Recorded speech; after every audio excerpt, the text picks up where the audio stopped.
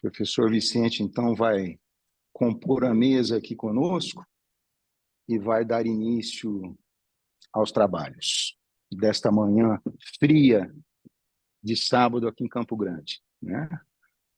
Mas fria com muito calor dessa semana de psicologia, né? O curso de psicologia é o mais novo curso da UEMS, né? E nós estamos um dos mais novos cursos da UEMS aqui em Campo Grande, né? No campus aqui em Campo Grande, a gente tem vários campos no Mato Grosso do Sul da UEMS, né? A sede, digamos assim, por ser uma universidade estadual, é em Dourados, né? Mas a gente tem várias unidades, né? Aqui no estado do Mato Grosso do Sul. Eu passo a palavra, então, para o professor Vicente iniciar os trabalhos. Eu acho que é legal falar para a mesa, porque é a identidade do nosso curso, né? Pronto, e agora? Estão me ouvindo? Agora sim, tá bom. O Mato Grosso do Sul, principalmente a cidade de Campo Grande, ela já tem um percurso grande de cursos de psicologia. Porém, nasceu uma força, e isso também, eu tenho que falar da identidade da universidade aqui, estadual de Mato Grosso do Sul, que é muito voltada para a pluralidade, para os coletivos. Campo Grande, aqui, a UEMS, a única universidade, foi a primeira, né? Não sei se ainda é a única, mas a primeira a fazer processos de inclusão, inclusive por cotas, para todos os cursos, inclusive medicina. Em outras universidades não fazem, né? Então, assim, essa é uma missão da Universidade Estadual de Mato Grosso do Sul. Essa necessidade de trabalhar com a comunidade, com a pluralidade, com os povos originários, é um compromisso do Estado. E a nossa psicologia aqui também nasceu com esse propósito. Então, a ênfase é social comunitária, a ênfase é trabalhar, claro, com a psicologia baseada em evidências, também, com certeza. Por isso a importância desse diálogo também entre psicanálise e neurociências, as questões que passam pelo corpo, mas a gente tem essa ideia e essa prerrogativa de que as narrativas, elas estão em articulação o tempo todo pelo processo do simbólico. Então, assim, onde há o registro, onde as coisas se instalam, aqui é o nosso olhar e o nosso lugar, principalmente voltado para os coletivos.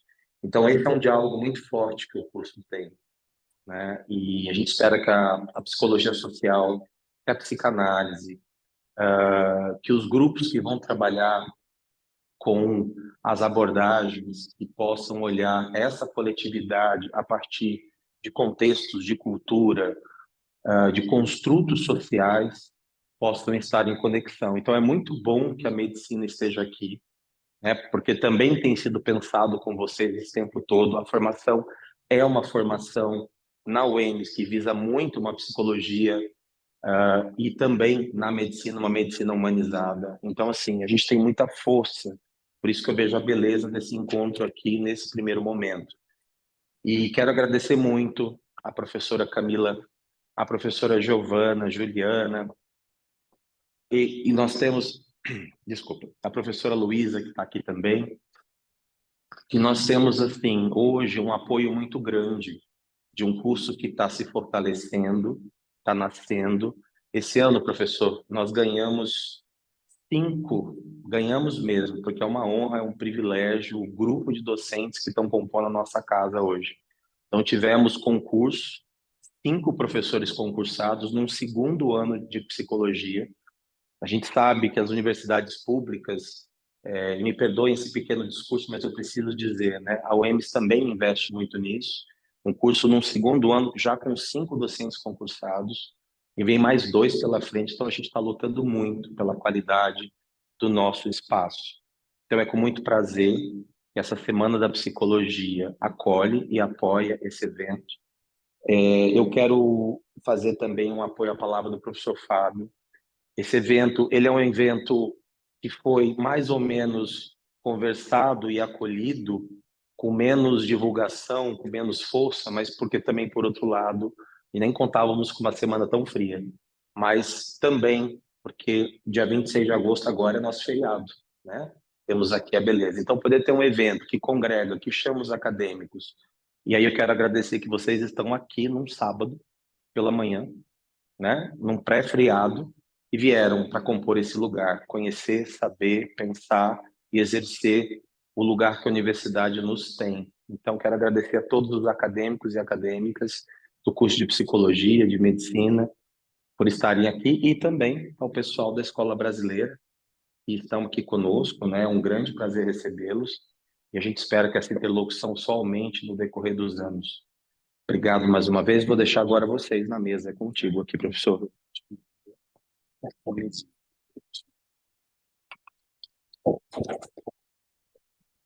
Obrigado, professor Vicente. Eu passo a palavra, então, para a nossa colega, diretora, secretária da Escola Brasileira de Psicanálise. Ela é diretora, secretária tesoureira, né, da Escola Brasileira de Psicanálise. Ela é membro da EBP e da Associação Mundial de Psicanálise. Por favor. Então, eu gostaria de agradecer a UEMS, Universidade Estadual do Mato Grosso do Sul, como o Fábio já falou, como o Vicente já falou, mas, enfim, gostaria de agradecer a UEMS na pessoa de Vicente Sarubi Júnior, psicólogo, coordenador do curso de Psicologia. Ao professor Fábio Barreto, pela viabilização desse evento. Ao professor Richard Simank, que nós o convidamos e ele prontamente aceitou o convite. Gostaria de agradecer também. A Cláudia Murta, que vai fazer os comentários sobre o trabalho de Richard, do professor Richard. E a presença do presidente da Escola Brasileira de Psicanálise, Luiz Francisco Camargo. Ainda agradeço a presença de todos, já falei, né? Nessa manhã fria em Campo Grande, como o Fábio falou, e aos que nos prestigiam de modo remoto.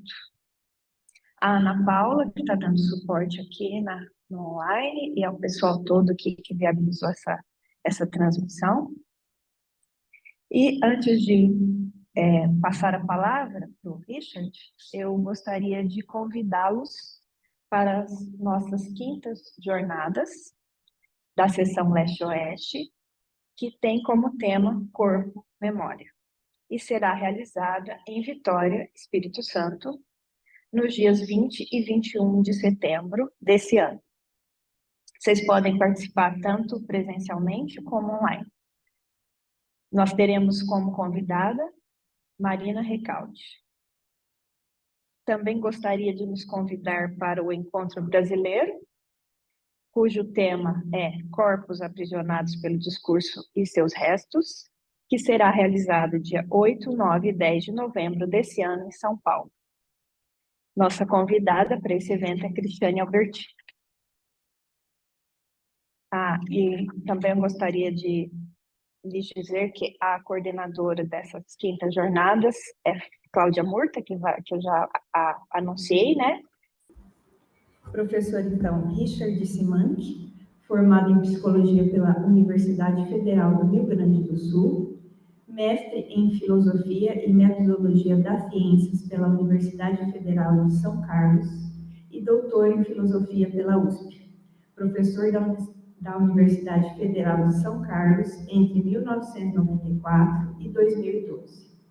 Atualmente é professor titular do Departamento de Psicologia da Universidade Federal de Juiz de Fora. Autor, entre outros trabalhos, de A Fundação da Psicanálise, do Neurônio à Memória. Coordenador do Grupo de Trabalho Filosofia e Psicanálise da ANPOF no período de 2006-2008.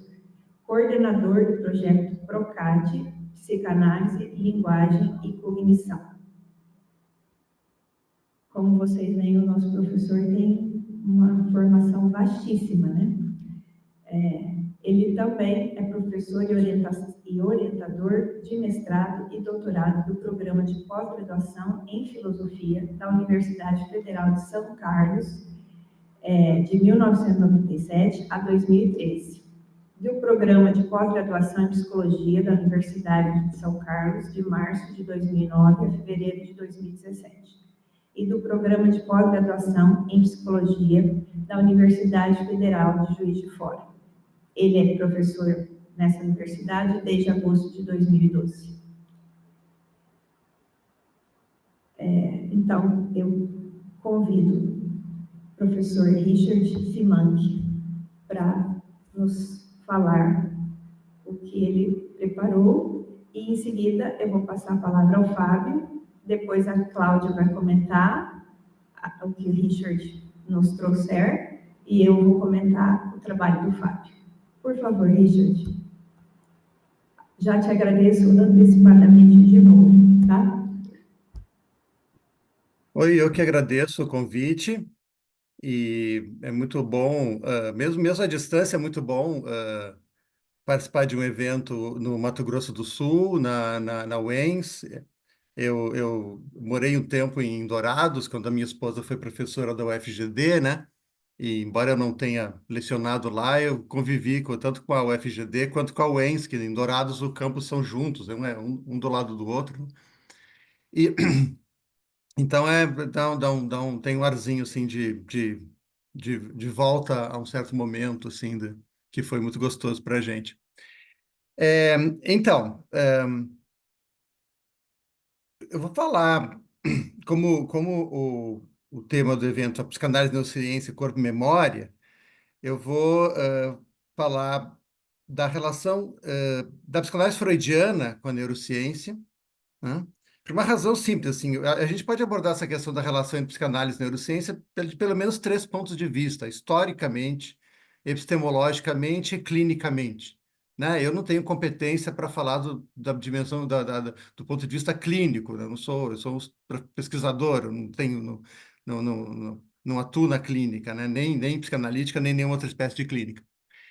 Então, eu vou me ater ao aspecto histórico e ao aspecto epistemológico da relação entre psicanálise e neurociência e tentar colocar alguma, alguma ênfase na relação dessa interface entre psicanálise e neurociência, sobretudo na psicanálise freudiana, que é o que eu tenho mais estudado, com o problema da corporeidade, né?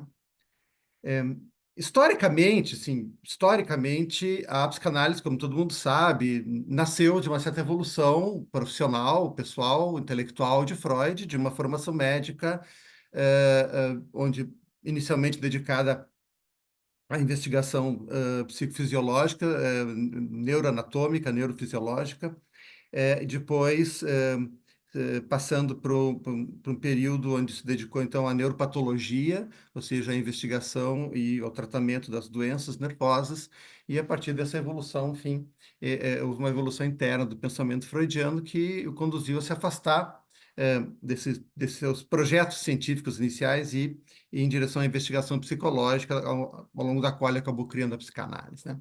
Então, essa relação entre psicanálise e neurociência, do ponto de vista freudiano, ela é inaugural, assim, ela participa do processo de formação intelectual de Freud, né? Freud começou com um certo programa de investigação que era essencialmente neurocientífico, né? E se afastou dele por uma série de razões teóricas, metodológicas e clínicas, mas, digamos assim, a questão da investigação sobre os processos nervosos, sobre a estrutura e função do cérebro e a sua relação com os processos psicológicos, ela nunca, digamos assim, nunca foi rejeitada por Freud, né? O Freud sempre tratou essa questão como se fosse digamos assim, um desvio estratégico, né? Um desvio estratégico na medida em que não era possível concretizar o tipo de investigação que Freud pretendia fazer, e esse tipo de investigação estava relacionado à construção de uma teoria perfeitamente abrangente das funções mentais, ou seja, inicialmente de um certo tipo de transtorno psicológico, mas a partir daí construir uma teoria geral da estrutura da mente, das funções psicológicas em toda a sua abrangência. A psicanálise nunca foi, do ponto de vista freudiano, algo que deveria se restringir à psicopatologia de maneira nenhuma, como a gente sabe, tanto que, no período mais maduro do seu pensamento, Freud expandiu justamente o campo de investigação da psicanálise aos processos sociais, a cultura, a arte, a literatura, a linguagem, em todas a sociabilidade, ao laço social, enfim, um projeto científico no campo da investigação dos processos mentais, em toda a sua abrangência, né? O interessante do ponto de vista do historiador e do ponto de vista de quem se pergunta para as questões epistemológicas envolvidas nesse projeto, é que para Freud isso nunca representou, digamos assim, um problema, essa abrangência que ele pretendeu dar ao projeto psicanalítico, nunca representou um problema no sentido do fundamento epistemológico, naturalista do seu projeto científico. Para Freud, a psicanálise Freud sempre assumiu um compromisso por uma certa epistemologia das ciências naturais que ele procurava, então, aplicar à investigação psicanalítica, mesmo que essa investigação, lá pelas tantas, parecesse se afastar muito dos parâmetros epistemológicos e metodológicos desse tipo de ciência. Mas isso, para Freud, nunca representou um conflito, né? Então, a questão interessante do ponto de vista epistemológico é justamente qual é a concepção de ciência de Freud que permitiu a Freud fazer tudo isso, ou seja, expandir o campo da investigação psicanalítica para os processos sociais, culturais, para a religião, para a arte, para a literatura, para a linguagem, mas ainda assim manter esse compromisso epistemológico, que é o compromisso epistemológico que ele assumia desde o início, quando ele estava engajado numa investigação neurocientífica, quando ele estava engajado na investigação das doenças do sistema nervoso, quando ele estava engajado, então, em áreas da pesquisa, da atuação científica, da ciência pura, da ciência aplicada, ao qual esse compromisso científico naturalista pareceria mais adequado, né? Então, essa questão é interessante, né? Por que Freud, apesar de ter feito tudo isso, reiterou de tempos em tempos, olha, um dia essas coisas são obscuras hoje, mas elas vão ficar claras o dia que a gente conseguir compreender realmente o fundamento biológico, o fundamento neurobiológico, o fundamento bioquímico até desses processos. Das coisas vão ficar mais claras. Elas são obscuras porque agora a gente tem que usar uma linguagem figurada, uma linguagem direta, né? Quer dizer, o Freud nunca abandonou essa perspectiva, ele a reiterou até o final dos seus últimos, da sua carreira, do seu percurso intelectual, até os seus últimos trabalhos. Então, digamos assim, é isso que torna, para quem olha a obra freudiana com os olhos do historiador e do epistemólogo, do filósofo interessado nas questões epistemológicas, da investigação científica, é isso que torna a obra, o pensamento de Freud interessante, né? E ajuda a gente a entender por que, digamos assim, esse afastamento de Freud da, da pesquisa neurocientífica stricto sensu teve várias motivações práticas, pessoais, limitações institucionais, teve vários fatores que influenciaram isso, mas, digamos assim, a unificação desse campo, ou seja, a ideia de que a psicanálise pudesse convergir, então, com aquilo que ele tentou fazer no período inicial da sua atividade científica, isso sempre permaneceu programático para Freud, né? Sempre fazer com um programa a ser realizado, um horizonte, digamos assim, a ser concretizado em algum momento futuro, quando a ciência se desenvolvesse o suficiente para tanto, né? Então, do ponto de vista histórico, nunca houve, digo assim, com relação à psicanálise freudiana, em todo caso, nunca houve conflito entre o trabalho psicanalítico e a investigação neurocientífica, né? Para Freud, a investigação psicológica, a investigação psicanalítica era uma estratégia de investigação que era possível naquele momento e que ele colocava programaticamente para o futuro, no momento que ela pudesse se reintegrar, então, com a pesquisa sobre as funções nervosas, sobre a relação entre os processos neurais, os processos psicológicos, a experiência do sujeito e tudo que a gente encontra e descobre na vida mental, né?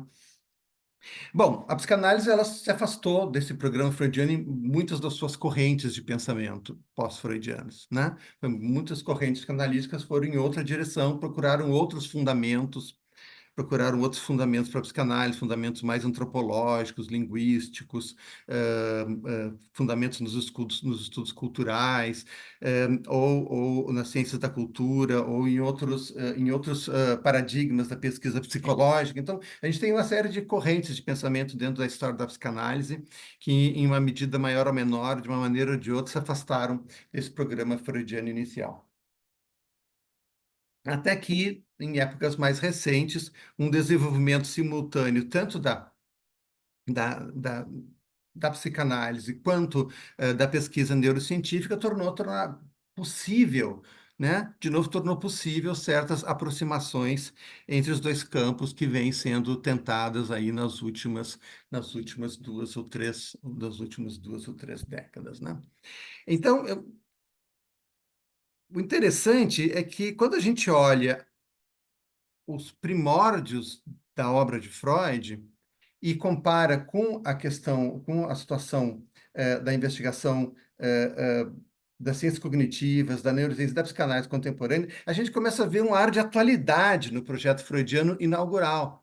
Né? Ou seja, em vez de parecer anacrônico, de parecer uma coisa relegada a um certo momento arcaico do pensamento científico do final do século XIX, o projeto freudiano inicial, ele aparece dotado assim com às vezes surpreendente aura de atualidade, né? Isso que torna mais interessante. Ou seja, se debruçar realmente sobre as origens da psicanálise Acho freudiana. que interrompeu o áudio do professor. Oi, Richard, oi, estão me ouvindo ou não? Eu não estou conseguindo. Richard,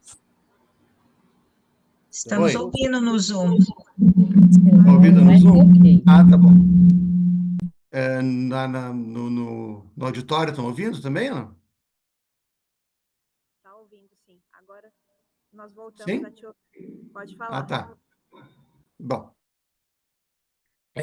Então, uma das razões pelas quais o programa freudiano, somente quando a gente considera as origens lá, o processo de formação da psicanálise, aí na última década do século XIX, que é a parte que eu estou estudando mais sistematicamente ultimamente, eu tenho esse livro que foi mencionado aí na apresentação do meu currículo, A Fundação da Psicanálise, uma análise do projeto de uma psicologia de Freud, um projeto, é um trabalho longo, da qual o primeiro volume, esse volume que se chama Do Neurônio à Memória, foi publicado no ano passado, o segundo volume deve ser publicado agora nesse segundo semestre, né? Então, esse é o momento que eu estou estudando mais sistematicamente nesse momento, mas uma das razões pelas quais aquele programa freudiano inicial aparece dotado dessa aura, às vezes surpreendente de atualidade, é que a pesquisa neurocientífica, as ciências cognitivas, a neurociência cognitiva, até mais ou menos ali, a virada dos anos 80 para os anos 90, tinha uma certa concepção de cognição, uma certa concepção sobre a natureza dos processos mentais, que se afastava bastante da de Freud, ou seja, a investigação, as ciências cognitivas, elas começaram muito marcadas por aquele paradigma computacional que marcou as suas origens lá nos anos 50, nos anos 60, e ainda era dominante até os anos 1970, né? Uma mudança conceitual e também a disponibilidade de outros métodos, de outras tecnologias de investigação, a partir dos anos 80 e entrando nos anos 90, nos anos 1990, acabaram permitindo uma guinada, tanto do ponto de vista metodológico, claro, você podia, já tinha tecnologias que permitiam você estudar mais diretamente as funções nervosas, ver o cérebro funcionando, não apenas inferir diretamente os processos nervosos a partir de dados anatômicos ou comportamentais, mas também uma mudança na própria concepção de cognição, que até então, na medida em que as ciências cognitivas e a neurociência cognitiva em particular foram muito pautadas pelo modelo computacional, era uma concepção como de desencarnada de cognição, uma concepção como desencarnada dos processos mentais, ou seja, os computadores eles não têm corpo. né? Quer dizer, se você acha que o cérebro é um computador, ele é um sistema mecânico que funciona de uma maneira perfeitamente desencarnada. Ou seja, quando você não sabe como o cérebro funciona e você acha, então, usa uma analogia computacional para teorizar sobre os processos cerebrais, esses processos aparecem desencarnados, eles parecem como realizados por um sistema mecânico descolado de uma corporeidade. É claro que isso é falso. O cérebro não é um computador, o cérebro é um órgão de um corpo. O cérebro não é um sistema mecânico que pode ser pensado separadamente da corporeidade da qual ele está integrado. Mas até esse momento, até essa virada aí dos anos 1980, a neurociência e a ciência cognitiva, elas tratavam o cérebro como se fosse um computador. Então, a corporeidade ficava meio entre parênteses. A função do corpo nesse modelo era mais ou menos que nem a função da tomada no computador, né? Ou seja, a função do corpo era fornecer energia para o cérebro e só, mas não participava do processamento de informação propriamente dito, né? O que aconteceu a partir desse momento foi que as neurociências começaram a se preocupar em duas coisas. Em primeiro lugar, muito mais se preocupar com a questão dos afetos e das emoções, ou seja, isso levou a uma revisão de uma concepção anteriormente excessivamente intelectualista de cognição para uma concepção mais abrangente de cognição que pudesse abarcar também os processos psicodinâmicos, os processos afetivos, as emoções, os afetos e assim por diante, né? E essa mudança, essa transição, acabou colocando a questão da corporeidade no centro da agenda das ciências cognitivas e das neurociências. Por quê? Porque justamente as emoções eram pensadas justamente desse ponto de vista como processamento cognitivo das afecções corporais, né? Portanto, a corporeidade não podia ser mais deixada de fora. E isso ensejou a emergência de concepções, entre os vários modelos não computacionais da cognição que se emergiram a partir desse momento, ou seja, onde a questão da inteligência artificial, do modelo computacional, deixou de ser onipresente, deixou de ser hegemônica, deixou de ser o paradigma dominante nesse campo da investigação científica, surgiu a oportunidade para a emergência das concepções, o pessoal chama da embodied cognition, da concepção encarnada, né? Ou seja, a ideia de cognição não é algo que resulta de um processamento de informação por um sistema mecânico que apenas acontece de estar encaixado dentro da caixa craniana de um organismo vivo, mas a cognição é uma função desse organismo e tem que ser levado em conta na sua totalidade para você poder compreender como os processos cognitivos de fato transcorrem, ou seja, o cérebro, um cérebro sem corpo não é um cérebro. Um cérebro sem corpo, simplesmente, ele não funciona. Aquela coisa da ficção científica de pegar um cérebro, colocar num caldo de cultura e manter a mente da pessoa viva, né? Isso não existe, porque a mente não é uma função só do cérebro, mas é uma função... O cérebro é uma espécie de regente de uma orquestra corporal, e se a mente é a sinfonia que emerge dessa atividade, ela é uma sinfonia que emerge não apenas do regente, mas, digamos assim, da orquestra como um todo, né? Quando a gente olha lá para o trabalho neurocientífico que Freud estava querendo fazer lá nas origens da psicanálise, esse trabalho da qual ele afastou a psicanálise a partir de um certo momento, mas sempre manteve como um certo ponto de fuga, como um certo horizonte a qual a psicanálise deveria, na verdade, trabalhar para retornar.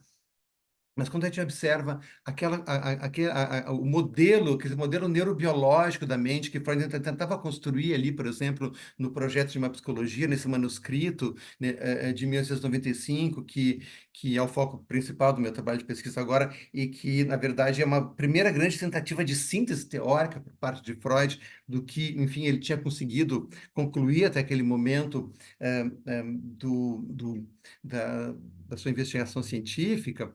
O que a gente olha é uma concepção neurobiológica da vida mental, com certeza, explicitamente neurobiológica, né? Já formulada, expressa numa linguagem neurobiológica, uma linguagem neurobiológica que não é fictícia, que não é metafórica, como muitas vezes o projeto foi interpretado, mas que está projeto muitas vezes é considerado como uma espécie de anomalia. Isso aí não pode ser trabalho neurocientífico de verdade, porque é muito diferente de um trabalho neurocientífico. Bom, se você compara com os trabalhos neurocientíficos de hoje, com certeza é muito diferente. Agora, se você compara o projeto com os trabalhos neurocientíficos da última década do século XIX, que estavam tentando fazer a mesma coisa que Freud estava tentando fazer no projeto, ou seja, fazer uma teoria abrangente de toda da mente fundamentada no conhecimento disponível sobre o cérebro e suas funções até aquele momento, o projeto não tem nada de anômalo, não tem nada de atípico, pelo contrário, ele é um documento científico muito típico da sua época.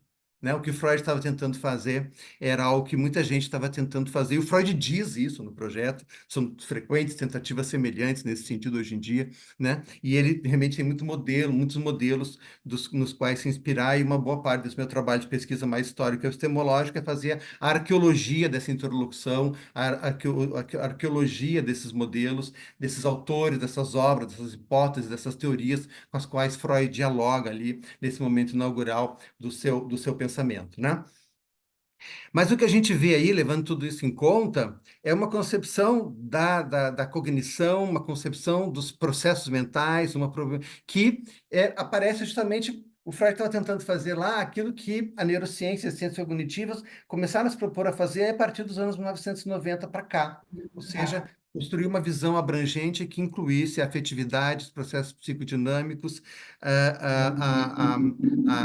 o funcionamento saudável e psicopatológico e a corporeidade na sua agenda. Né? Ou seja, o aparelho neuronal do Freud no projeto, né, que a gente é aquilo que funciona ali na teoria freudiana, mais ou menos como um modelo computacional, funcionou para a ciência cognitiva durante muitas décadas, e que os modelos mais neurobiológicos da cognição funcionam hoje em dia nas teorias mais recentes. Bom, o aparelho neuronal freudiano nunca foi um modelo teórico de um cérebro desencarnado. Né? Sempre foi uma construção teórica na qual Freud procurava explicitar as condições de possibilidade biológicas, neurobiológicas, físicas dos processos mentais e inferir a partir dali os mecanismos que tornavam esses processos possíveis, mas esse processo sempre foi profundamente encarnado, né, imerso, enraizado na corporeidade, de uma maneira perfeitamente essencial e indispensável. Richard, Né? você Um me dia, ouve? nem ficticiamente, digamos assim, você poderia conceber aquele aparelho como um sistema mecânico que pudesse ser desvinculado da concretude,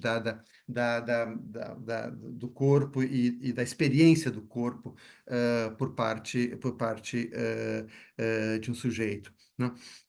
Então, o que a gente vê ali claro, os métodos são diferentes, os fundamentos teóricos são diferentes, as condições de pesquisa são diferentes, a pesquisa experimental engatinhava, a neuropatologia era uma das principais fontes de informação para que você pudesse construir teorias sobre a maneira como o cérebro funcionava, porque como você não podia estudar o cérebro diretamente, você tinha que estudar como as doenças do sistema nervoso prejudicavam as funções nervosas, e a partir daí inferir indiretamente como a atividade normal, saudável do cérebro acontecia. O que boa parte do que Freud faz ali no projeto é baseado nisso, embora não apenas nisso, né? Mas, digamos assim, essa teoria neurobiológica da vida mental que Freud procura propor ali nesse momento inaugural da psicanálise, e é interessante que o termo psicanálise começa a ser utilizado por Freud no ano seguinte, que Freud redige o projeto, em 1896, e o termo metapsicologia aparece também no ano seguinte, em 1896, e sobretudo na correspondência com o Wilhelm Fliess, o termo metapsicologia aparece justamente quando Freud está continuando discutindo na sua Richard, correspondência. Oi? Richard, você me ouve? Sim. Você Você Oi. consegue concluir uns 3 minutinhos, 5 minutinhos? Sim, eu vou concluir Sim? já. Tá, Tá bom? obrigada. Então, Eu ia só dar mais um exemplo, mas ia tomar. Então, eu só vou mencionar esse exemplo. Eu ia fazer um comentário de um pequeno trecho do texto do projeto para mostrar isso, mas eu só vou indicar, né? E a gente talvez possa conversar a respeito disso depois. Então, por exemplo, né, esse último exemplo que eu dei para ilustrar isso, ilustrar como essa concepção de Freud, naquele momento, inclui a corporeidade, inclui a efetividade, inclui a dimensão psicodinâmica da vida mental, inclui inclusive a intersubjetividade, né? Que é justamente uma passagem do projeto, algumas sessões estão dedicadas a questões, a psicologia cognitiva de Freud ali no projeto, as sessões dedicadas à questão do pensamento e do juízo. O Freud usa como exemplo um pouco a relação com o semelhante, né? A relação do bebê, né? Da criança recém-nascida com um outro ser humano, né? E o Freud vai mostrar como essa relação ela é uma relação estritamente intercorpórea, né? E o Freud está querendo mostrar ali, bom, como se constrói o juízo, mas como se constrói a própria identidade do sujeito a partir dessa relação intercorpórea com o outro. Ele diz, por exemplo, olha, o bebê vê o rosto e vê a mão. Então, o Freud faz aquela distinção entre a coisa e o predicado da coisa. A coisa é aquilo que está sempre presente, o predicado é aquilo que varia a cada percepção, né? Agora, como eu sei o que é o outro, o que sou eu? Eu nunca vi a Clarissa nunca viu o seu próprio rosto, vê o rosto do outro, mas ela vê a mão ela vê a mão da mãe e ela vê a própria mão. Como ela sabe que uma mão... Bom, porque uma percepção visual não está associada a sensações corporais, mas a outra percepção visual que ela pode perceber como semelhança associada a uma vivência corporal, então ela pode dizer, bom, isso sou eu, isso não sou eu. Então, Freud constrói toda uma passagem curta, densa, são um parágrafo longo, onde o Freud faz uma teoria sobre a relação inaugural com o semelhante como sendo alicerçado em todo aquele modelo teórico dos neurônios, dos vários sistemas de neurônios, sistemas de memória, o registro da experiência externa, o registro da experiência corporal. Bom, baseado em tudo isso, Freud faz uma teoria de como o ser humano aprende a julgar, como ele diz, aprende a reconhecer, ou seja, aprende a explorar o mundo dos objetos, aprende a discernir entre o que sou eu, o que é o objeto, o que constitui a coisa do objeto, ou seja, a forma permanente, o que constitui os aspectos variáveis, ou seja, os atributos, os predicados. O Freud faz uma demonstração baseada em todo esse referencial teórico, em como isso, né, se dá nessa relação originária intercorpórea, né? Eu estou falando intercorporeidade aqui no sentido merleau-pontiano da palavra, né? Esse conceito que o Merleau-Ponty introduziu para tentar se contrapor uma concepção idealista da intersubjetividade, né? E a gente encontra tudo isso lá, né? Ou seja, aí a gente começa a ter um vislumbre de por que, ao longo do percurso posterior da sua carreira, né, o fato da psicanálise ser uma teoria que procurasse abranger todos os aspectos individuais, coletivos, da vida mental, culturais, sociais, artísticos, religiosos, linguísticos, né, sem abdicar dos pressupostos epistemológicos assumidos no início, né? E é nesse sentido que eu acho que a psicanálise ela fornece um exemplo histórico interessante para a gente pensar questões que são perfeitamente atuais no campo da investigação científica da vida mental, dentro e fora da psicanálise. Ou seja, você se debruçar sobre as origens da psicanálise não tem um interesse apenas histórico, né? Apenas você conhecer um momento passado, abandonado, ultrapassado da história da ciência, né? É você estudar um certo projeto científico que ainda tem insights interessantes para fornecer para os debates contemporâneos nesse campo. Tá? Vou ficar por espero não ter extrapolado demais o tempo disponível. Obrigado, gente, pela atenção. Obrigada, Richard. Acho que você está ouvindo a plateia, a assembleia te aplaudir aqui. Estou ouvindo. Vamos ver se depois a gente tem um debate contemporâneo. Tá? Vamos ter um tempinho para conversar ainda. Então, agora, eu convido Fábio Paes Barreto membro da Escola Brasileira de Psicanálise e da Associação Mundial de Psicanálise. O Fábio fez o doutorado sanduíche pela Universidade UFRJ e também em Rennes, na França. O Fábio também é presidente do Conselho da Seção Leste-Oeste da Escola Brasileira de Psicanálise. Então, o Fábio vai falar 25 minutos e depois a gente vai abrir para o debate. Tá, Fábio?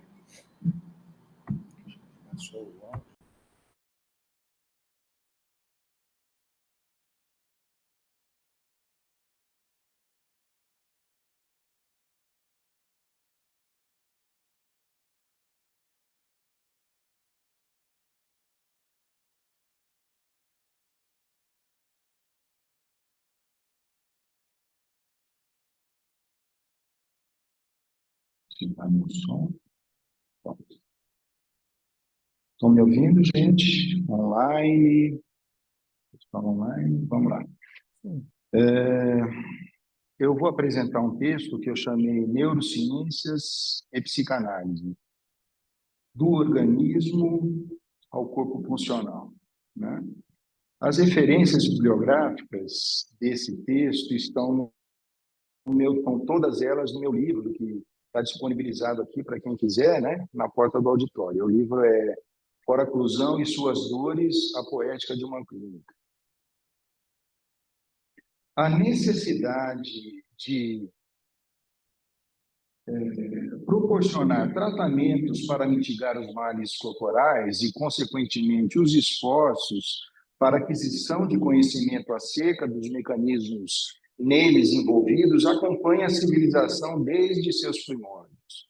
Podemos constatar que esses estudos se confundem com a própria história da medicina, para a qual as relações entre o corpo físico e a dimensão psíquica do ser jamais deixaram de ser problemáticas, conforme considera o monismo arcaico, que não faz distinção entre corpo e alma, impera até a época dos poemas homéricos. É Anaxágoras que introduz o dualismo e propõe a separação entre corpo e espírito.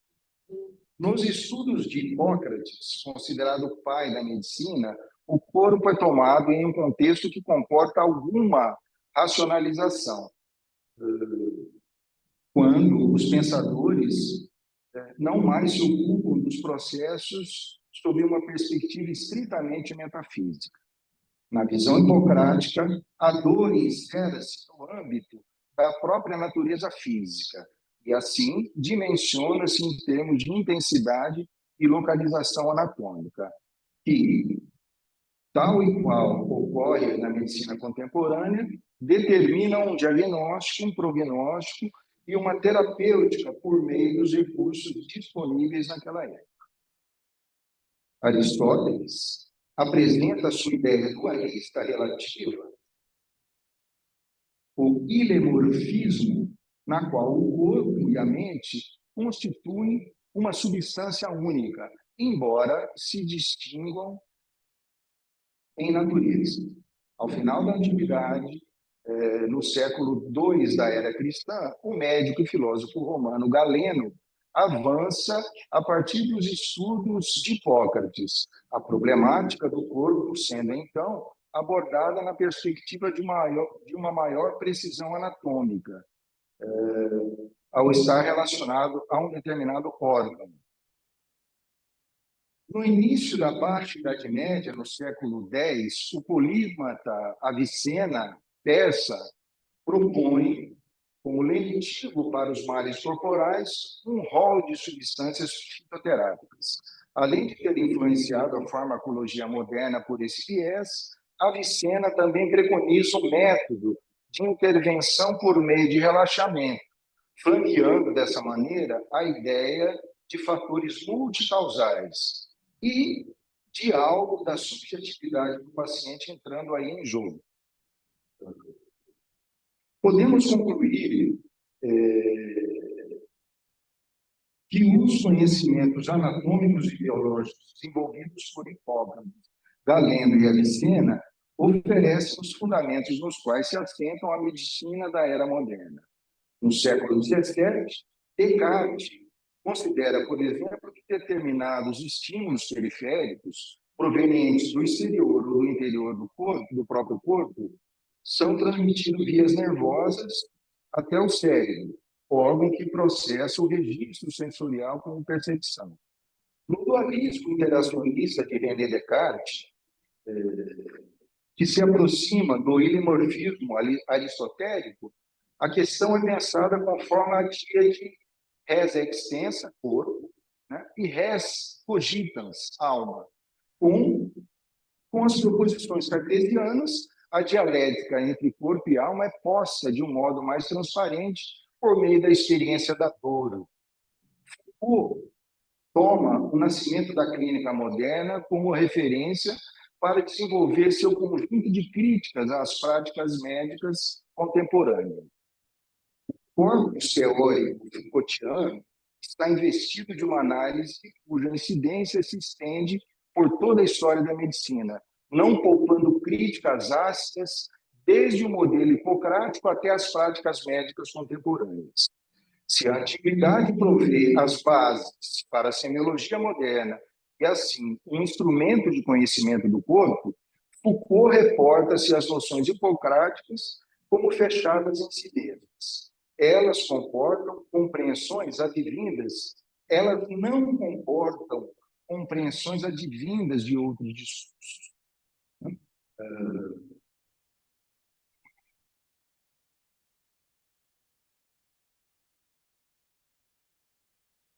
A história da estudante não se justifica meramente uma lógica que circula em torno do glamour das descobertas tecnológicas e da aquisição do conhecimento. Na visada do filósofo francês, a questão se concentra na estrutura de poder na medida em que uma ordem médica passa a ocupar uma função e um lugar social bem estabelecidos. Verifica-se, ao final da época cartesiana, uma prática médica sob a marca de uma ambiguidade, na qual os esforços em se estabelecer um estatuto político para a medicina coexistem com sua própria corrupção, forjada no seio de um Estado que concentrava informação, controle e coação. Na segunda metade do século XVIII, surge uma objetalização dos pacientes, que passam a ser tomados desde as suas doenças, como paradigmáticos para a sistematização de uma nova nosologia e nosografia. É também nessa época que Foucault assinala nascer a tendência à quantificação, ao se atribuir cálculos probabilísticos e análises de frequência para fenômenos clínicos, em essência, são de uma natureza qualitativa. Não obstante os fundamentos científicos sejam buscados em parâmetros matemáticos, a medicina ainda sofre de uma pungente influência de teorias metafísicas durante o século das luzes,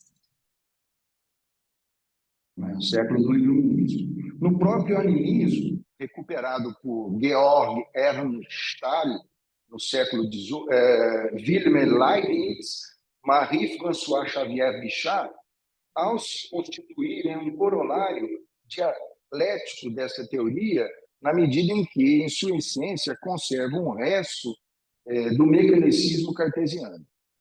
É no período iluminista, do mesmo modo, que começa a emergir uma nova leitura do corpo e seus signos. No positivismo que se inaugura no século seguinte, a semiologia médica busca estabelecer uma correlação direta entre signo e lesão tecidual. Ao estar investida de um caráter assumidamente anátomo-clínico, a medicina passa a ter como paradigma ordenador e classificador das doenças as relações diretas entre os sintomas e as lesões orgânicas. A crítica Foucaultiana é, assim, inevitável, e o filósofo francês pontualmente destaca que o sintoma só pode ser relacionado, no máximo, a algo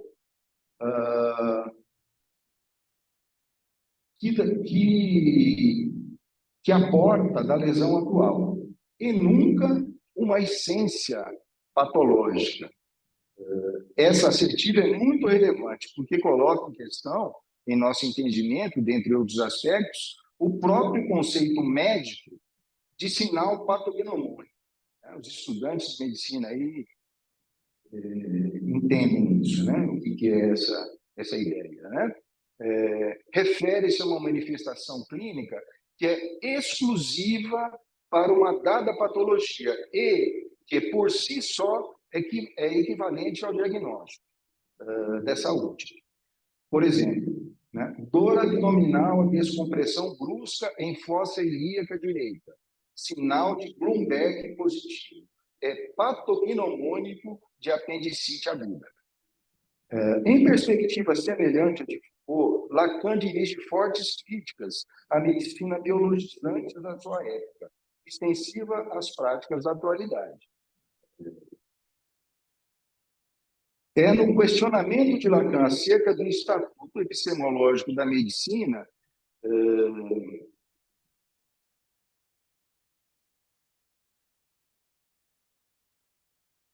que nos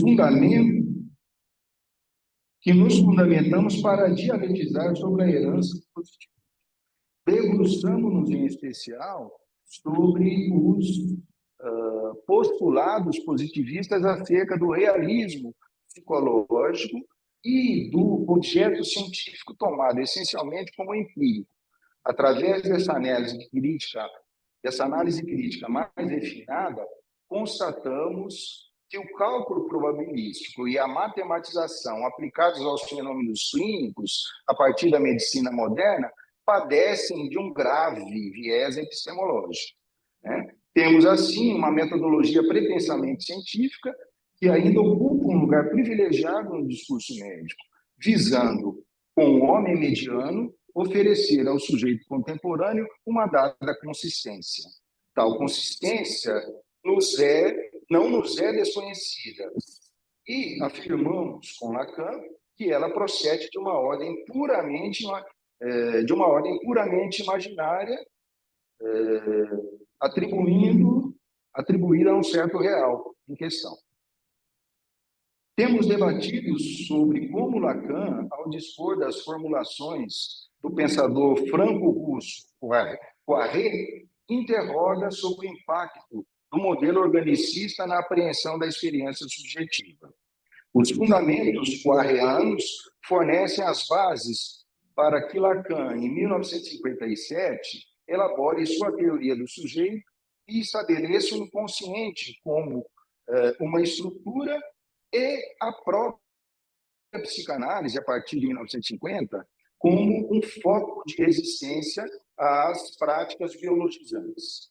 A crítica lacaniana à pretensa objetividade, aos cálculos probabilísticos e à tecnocracia e aos ideais positivistas da ciência estão presentes em Lacan. Verificamos que a passagem da ciência medieval para a modernidade é caracterizada precisamente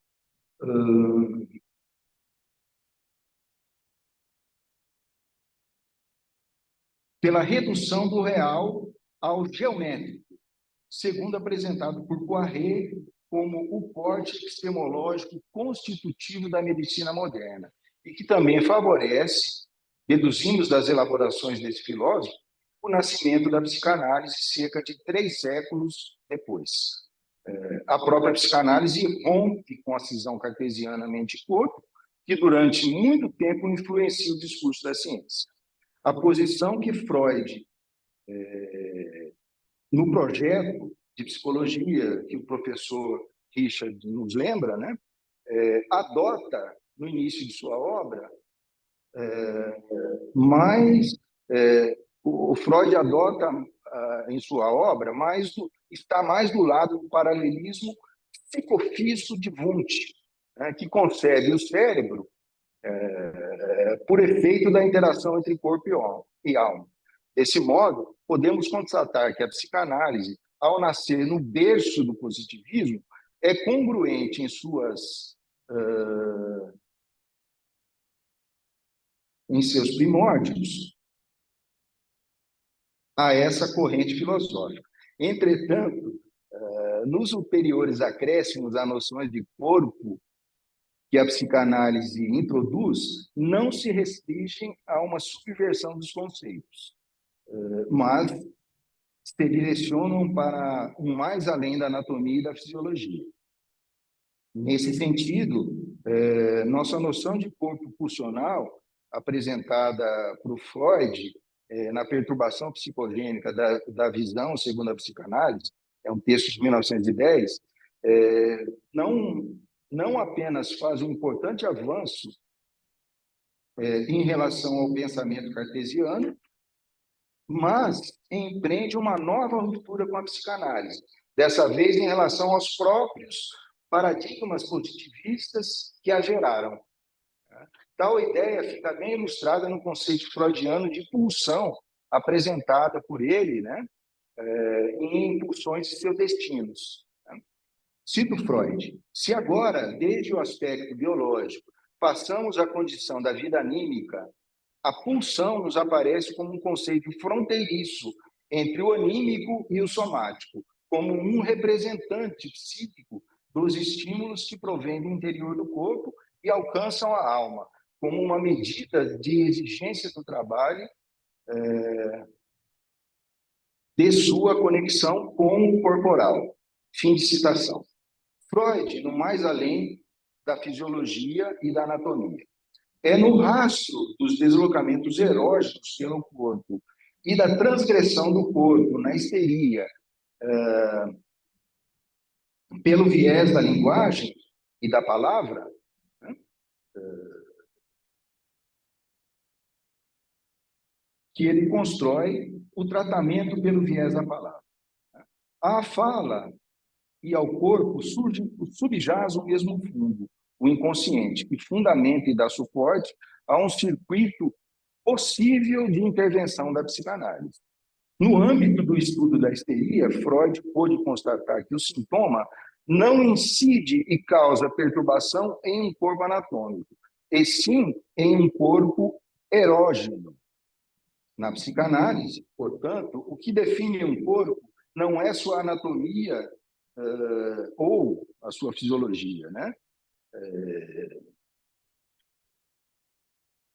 Mas sua organização libidinal. Em nossas pesquisas sobre as manifestações corporais, com frequência testemunhamos pacientes que apresentam outras sensações corporais bastante desagradáveis, além dos fenômenos dolorosos tipicamente físicos, né? Certos pacientes, por exemplo, descrevem essas manifestações desprazerosas como um aperto no pescoço ou um formigamento em mãos e braços, ou um aperto no peito também, né? Não raro, diante de tais condições, ao médico se impõe mesmo o imperativo do diagnóstico diferencial, por exemplo, de um infarto agudo do miocárdio, né? Tá, eu vou conseguir acelerar. Tais manifestações são chamadas pela psicologia clássica de alterações de sentimentos vitais e, com frequência, acompanham quadros melancólicos, né? Como afirma o psicopatologista Karl Jaspers, um alemão, tá? Que é muito referência aqui no internato do 5º ano aqui dos nossos alunos, tá? Na psicopatologia clássica, né, do Jaspers. É interessante, né? Uma referência interessante, porque a gente conseguia, um sujeito, né, esse Karl Jaspers, que dá, por ser antigo, né, por ser da moda antiga, dá para dialogar com a psicanálise. A gente consegue conversar, né, com o Jaspers a partir disso, né, dessa noção, que é uma noção muito importante, essa noção de alteração dos sentimentos vitais, né? É uma coisa que incide basicamente no corpo, né? Mais adiante, em Inibição, Sintoma e Angústia, em 1926, Freud retoma a discussão sobre a série das sensações desprazerosas, situando a dor e o luto em uma categoria distinta da angústia. O conceito de pulsão é outra contribuição importante de Freud para a compreensão dos processos envolvidos nas manifestações corporais. A pulsão é assim introduzida como uma noção fronteiriça entre o anímico e o somático, constituindo-se um índice quantitativo do trabalho envolvido no funcionamento do aparelho psíquico. Seu conceito também implica na ideia de uma representação psíquica de uma fonte intrassomática e constante de energia. Naquele momento, Freud também discorre sobre a questão do prazer ser vivido como dor. Podemos explicar esse paradoxo à luz da percepção cruzada que consideramos, né? E consideramos muito isso. O autor, entretanto, compreende o problema pelo viés da pulsão operando como uma invariável na formação dos sintomas. Ou seja, no início da obra freudiana já está presente a ideia do sintoma como um modo possível de satisfação pulsional. O aspecto é bem mais formalizado no texto Mais Além do Princípio do Prazer, tá, de 1920. O corpo pulsional. O corpo na histeria concebe-se, dentre outros aspectos, a partir do desenvolvimento da noção freudiana, né, de complacência somática do órgão.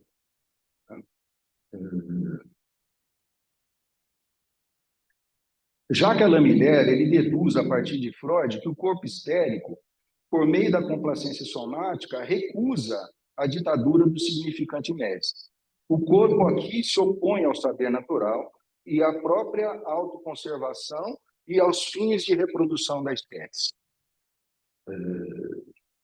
A um só tempo, o organismo deve oferecer suporte a dois corpos distintos, a um corpo epistêmico e a um corpo libidinal. Ao abordar o caso, a partir de uma paciente com uma perturbação psicogênica da visão, Freud demonstra como um dos olhos cessa de obedecer ao saber do corpo e adquire um valor erótico genital na nova função de órgão de suporte para o prazer erótico de ver. Conforme Jacques Miller, né, cito Miller então, podemos dizer que o prazer se torna gozo no momento em que ele transborda o saber do corpo e deixa de obedecer. Fim de citação. O corpo no mais além do princípio do prazer. Com o conceito de pulsão de morte introduzido por Freud, a ideia do envolvimento dos estímulos dolorosos no mecanismo de formação do sintoma elucida cada vez mais na teoria freudiana. Mais adiante, no Eu e o Isso, ou no Id e o Ego, né, em 1923, ele chega a propor que a dor desempenha um papel na própria construção da representação corporal. Podemos constatar que, na medida em que oferece algum conhecimento dos órgãos internos, no rastro do seu retraimento narcísico e do sofrimento, a dor participaria da construção de uma imagem do corpo próprio. Freud se apoia-se na ideia da retirada do investimento libidinal nos objetos externos, se envolve para o mecanismo da dor. Para situar nesse deslocamento da libido, havia possível das, entre aspas, né, notícias que o interior do organismo fornece, né, para o psiquismo. Tá.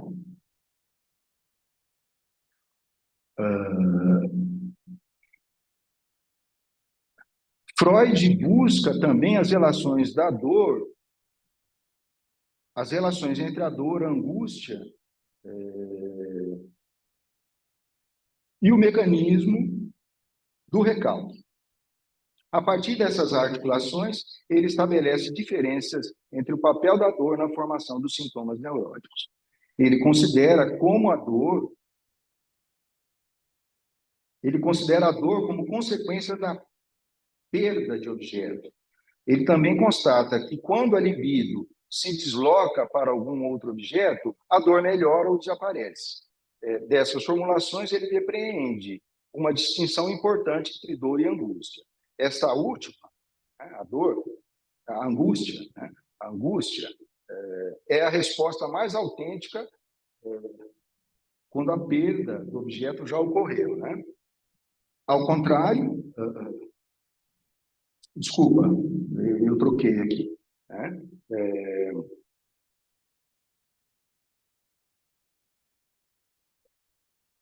A angústia antes da perda.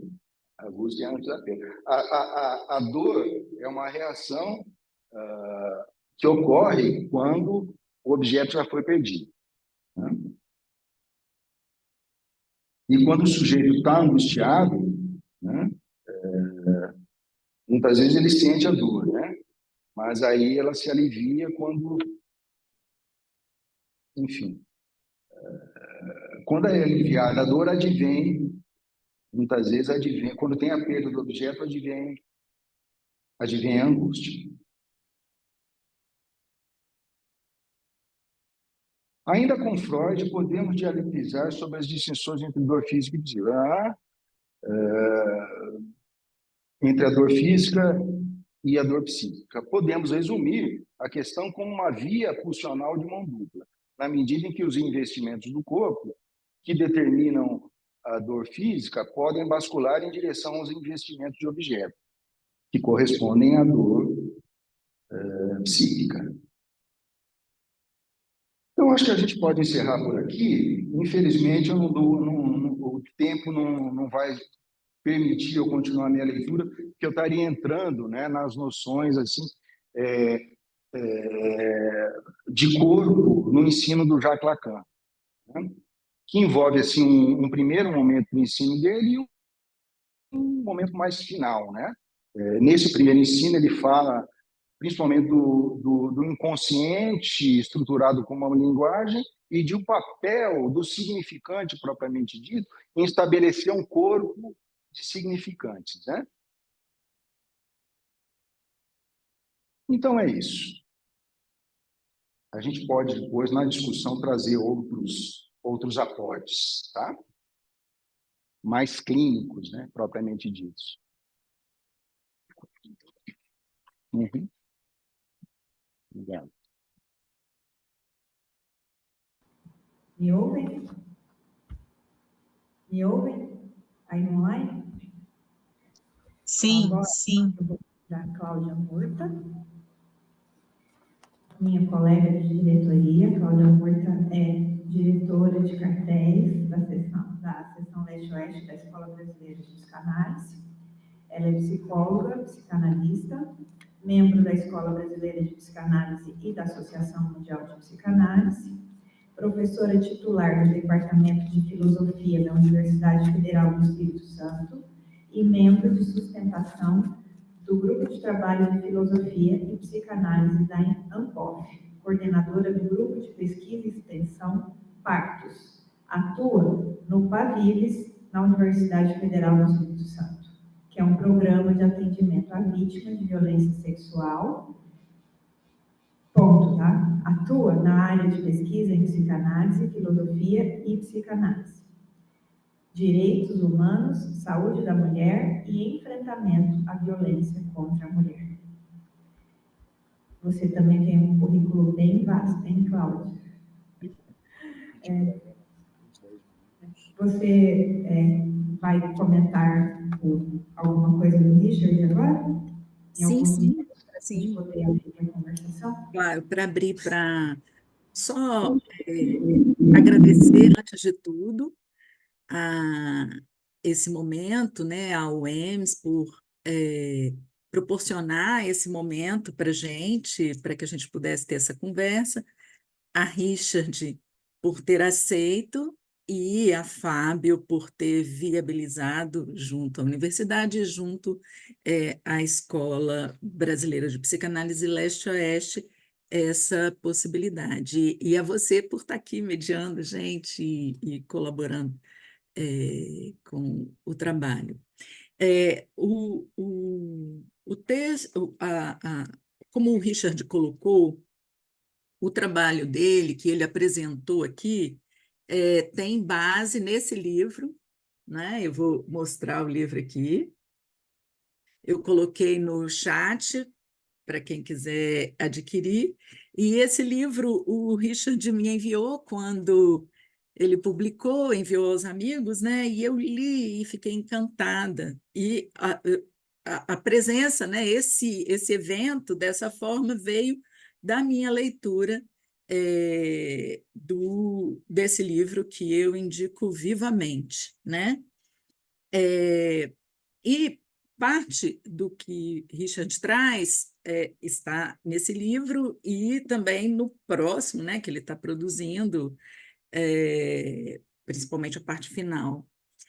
E, Richard, eu gostaria assim, de conversar com você um pouco sobre a primeira e a segunda parte, né? Mas na primeira parte da sua conferência, da sua exposição de hoje, você trabalhou com a, a psicanálise freudiana como sendo uma ciência da natureza. E isso está no seu livro, mas é algo que eu te escuto falar há bastante tempo, em várias conferências, e mesmo em conversa pós-conferência, né, em conversas mais amigáveis. E eu sempre, em sala de aula, cito para os meus alunos, eu cito, olha, meu amigo Richard Simank, ele considera a psicanálise como uma ciência da natureza, a partir de Freud. Sempre quando eu vou comparar a psicanálise como a partir da década de 50, principalmente no movimento francês, né, do qual Lacan faz parte, da psicanálise voltada muito mais numa vertente estruturalista ou numa vertente aproximativa das ciências da matemática, né? Que isso acontece pelo movimento lacaniano. Tem um texto que que a gente usa muito em aulas de introdução à filosofia para a psicologia, que é o texto do Kang Yen, O que é a Psicologia. Lá naquele texto, o Kang Yen traz muitas coisas e ele diz que o inconsciente é física, né? Entre uma das coisas que ele traz. E num outro texto, quando fala da psicanálise francesa a partir da década de 50, justamente que eu citei, o mesmo Kang Yen diz que a psicanálise, então, ela se aproxima muito mais da matemática. E aí a gente vê aquele debate, né, que é um debate bem antigo, entre ciências da natureza e ciências matemáticas. Talvez você não tenha, porque a sua pesquisa, né, não vai nessa linha da questão da matemática, e talvez você não tenha considerações a dizer sobre isso, mas você fundamenta, né, fundamenta claramente no livro e trouxe aqui as conclusões da psicanálise nesse primeiro momento freudiano como uma ciência da natureza e ainda o que você traz de uma neurociência bem avançada a que Freud traria e independente daquela neurociência cognitiva aproximada da robótica, né? Então eu queria que você falasse algo, assim, até para que eu possa dizer por que você faz essa opção, né? Tudo bem que é o texto do Freud, mas eu queria que você falasse um pouco sobre isso, para quando eu citasse em sala de aula, citasse de uma forma mais robusta, né? Isso dito por você. E outro ponto que eu achei bem interessante foi os novos desenvolvimentos, quando você fala da corporeidade e aproxima o texto do projeto à corporeidade de Merleau-Ponty, né? Essa questão da relação intercorpórea e essa atualidade. Queria saber se o próximo livro você está tratando disso, e como você disse que queria um tempinho para falar, então, se desse tempo, né, fica o espaço para isso. E eu agradeço muito, agradeço bastante o seu contato conosco. E agradeço a Fábio também, né, as contribuições que ele traz do Lacan. Queria acrescentar que, no argumento que eu fiz das nossas jornadas, esse texto, quando você fala da memória, do neurônio, a memória, da relação entre percepção e memória, eu usei no argumento que eu fiz, e eu vou depois disponibilizar aqui, é um texto que eu fiz, e desse momento do Freud, em que em que você trata da diferença entre percepção e memória, os traços de memória, e depois, quando Lacan, mas isso não é uma pergunta para você, seria assim, uma conversa com o Fábio, até para ele poder expor um pouco mais essa última parte do texto dele, quando Lacan propõe a relação entre os traços de memória e o significante, e aí, então, aproximando dessa outra vertente estruturalista matemática, né? A qual ele se vincula. Bem, é um pouco isso. É só um início de conversa. Eu acho que agora, eu não sei como que Carla vai conduzir, se Richard conversa comigo imediatamente, ou se a gente passa as questões para o Fábio e também para a assistência, e depois cada um diria a que veio. Eu não sei, aí a coordenação é de Carla. Por favor, Carla, eu terminei minha participação.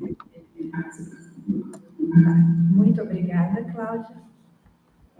Richard, você se incomoda de esperar um pouquinho para responder? Não, de forma nenhuma. Ok, obrigada.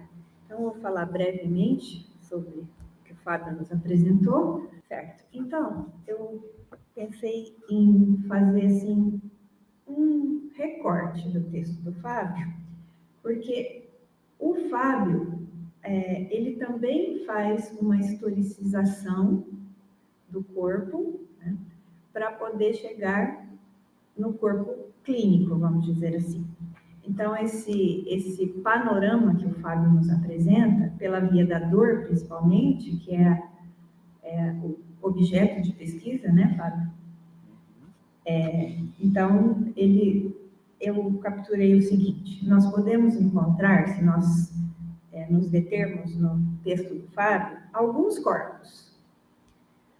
Um corpo científico, antes disso, um corpo filosófico, e daí nós temos o Fábio dizendo de um corpo político que nasce no âmbito da medicina,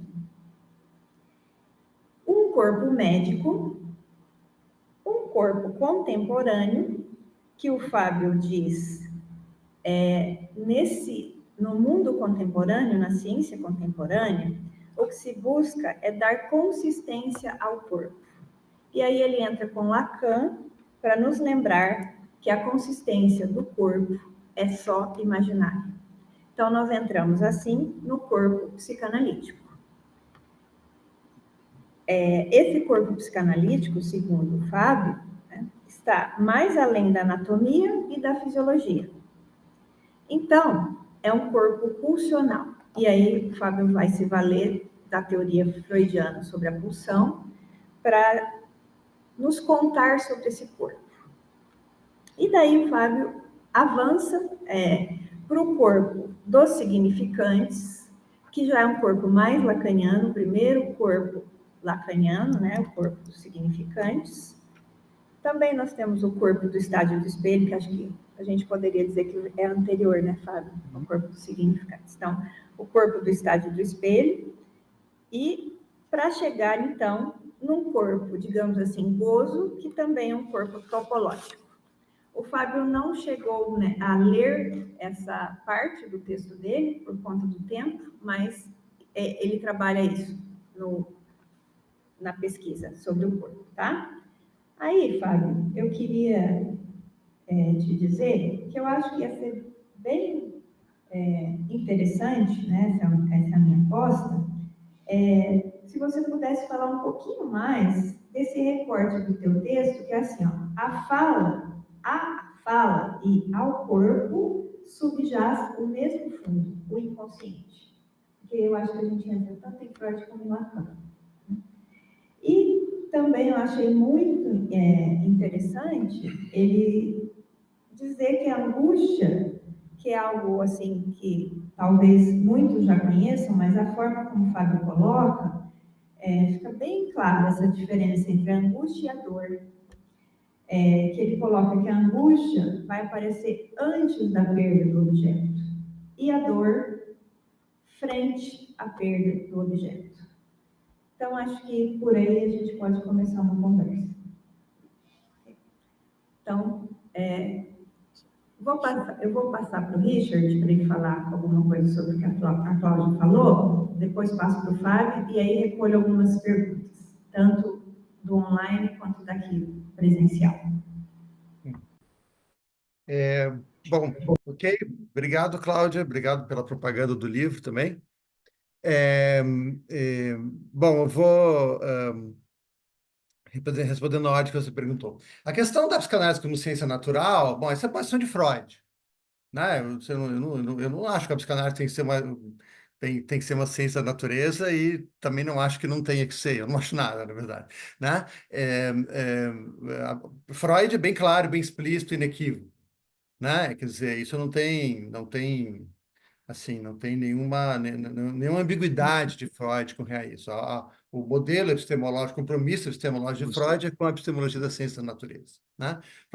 Quando Freud, lá de uma ponta a outra da obra dele, a gente encontra reafirmações nesse sentido, né? Quando Freud fala que no projeto que ele quer fazer uma psicologia científico-naturalista, né? Wissenschaftliche, né? Essa Naturwissenschaftliche, né? Naturwissenschaft na linguagem do filosófica do final alemão do final do século XIX é ciência da natureza no sentido fora da palavra, é ciência da natureza que adota o modelo da física newtoniana. Não é ciência natural no sentido vago, flexível, lato, né? É reivindicações mais forte possível. E na parte final da obra dele, ele está dizendo a mesma coisa. Quando ele fala da psicologia, a psicologia também é uma ciência da natureza, ele claramente está incluindo a psicanálise da psicologia aí nessa passagem, está comparando com a física, e dizendo também a psicologia é uma Naturwissenschaft, uma ciência da natureza.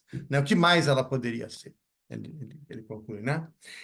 Então, para Freud, ciência é ciência da natureza, ponto. Ele não acha que existe outras, não é como alternativa na qual você pode escolher essa ou aquela. Então, Freud é bem inequívoco com relação a isso.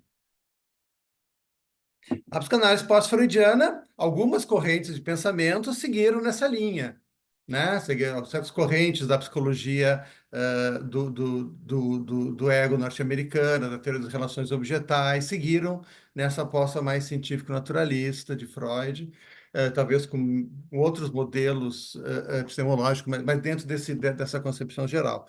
Outros, como a psicanálise francesa, tendeu a seguir nessa direção, a psicanálise lacaniana, a psicanálise existencial, o culturalismo norte-americano, todas se afastaram dessa epistemologia naturalista freudiana e procuraram outros modelos epistemológicos pelos quais pautar a psicanálise, né?